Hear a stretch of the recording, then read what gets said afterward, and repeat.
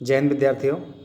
परीक्षाओं का मौसम रटने की नहीं समझने की आवश्यकता है और इसी क्रम में हम एक नए प्रश्न के साथ उपस्थित हैं। नाथ साहित्य क्या है, इसकी प्रमुख प्रवृत्तियों पर प्रकाश डालिए। नाथ साहित्य से तात्पर्य है आदिकाल के अंतर्गत चलने वाली वह काव्य धारा जिसके केंद्र में बौद्ध धर्म के साथ साथ शैव मत का भी प्रचार प्रसार देखने को मिलता है। हम यह कह सकते हैं कि यह सिद्ध साहित्य का ही विकसित रूप है जिसमें इंद्रियों के भोग की प्रवृत्ति के स्थान पर निवृत्ति का प्रचार प्रसार देखने को मिलता है। नाथ संप्रदाय के प्रवर्तक गोरखनाथ माने जाते हैं।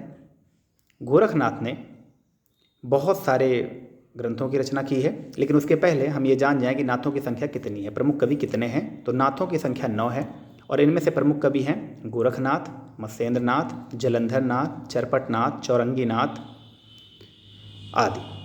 गोरखनाथ के द्वारा लिखे गए प्रमुख ग्रंथ हैं शब्द, पद, प्राण संकली, नरवय बोध, अभय मात्रा जोग, सप्ततिथि, रोमावली, सिद्ध सिद्धांत पद्धति, योग सिद्धांत पद्धति आदि।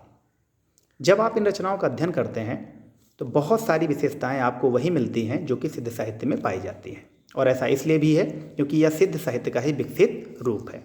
केवल प्रवृत्ति के स्थान पर निवृत्ति को महत्व देकर यह संप्रदाय आगे बढ़ता है। तो पहली प्रवृत्ति जो हमें यहाँ पर देखने को मिलती है वह है बाह्याडंबरों का विरोध। गोरखनाथ कहते हैं कि हमें अपने परम तत्व को बाहर ढूंढने की आवश्यकता नहीं है, उसे अपने शरीर के भीतर ही ढूंढने की आवश्यकता है, क्योंकि वो ब्रह्मांड के साथ साथ हमारे शरीर के भीतर भी निहित है। और इसीलिए वो कहते हैं जोई जोई पिंडे सोई ब्रह्मांडे, जो पिंड में है वही ब्रह्मांड में है। इसलिए हमें दिखावे पे जोर न दे करके अपनी अंतर साधना पर बल देना चाहिए। दूसरी बात, यहाँ पर वेद और पुराणों का विरोध मिलता है और वर्ण व्यवस्था का भी विरोध मिलता है।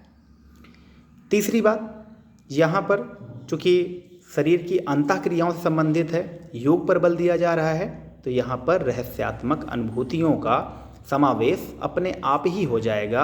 और इस कारण क्या हो जाएगा, इस कारण आप कह सकते हैं उलटबासियों का प्रयोग भी आपको नाथ संप्रदाय में, नाथ साहित्य में देखने को मिलता है। तो बाह्याडंबरों का विरोध, वर्ण व्यवस्था का विरोध, उसके साथ साथ उलटबासियों का प्रयोग, ये क्या है, ये नाथ साहित्य की प्रमुख प्रवृत्तियाँ हैं। अब इसी क्रम में आप ये देखते हैं कि इंद्रिय निग्रह, इंद्रियों का निग्रह, इंद्रियों को अपने अधीन करना, ना कि इंद्रियों के अधीन हो जाना, यह एक प्रमुख प्रवृत्ति है जो नाथ साहित्य के अंतर्गत आपको देखने को मिलती है।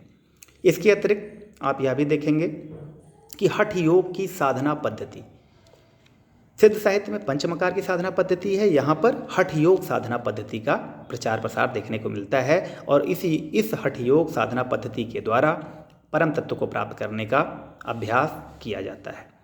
तो इस प्रकार हिंदी साहित्य के आदिकाल के अंतर्गत चलने वाली वह काव्य धारा जिसमें शैव मत और बौद्ध धर्म के तत्वों का प्रचार प्रसार हठ योग के द्वारा या योग पद्धति के द्वारा देखने को मिलता है, वह हिंदी साहित्य का नाथ साहित्य कहलाता है।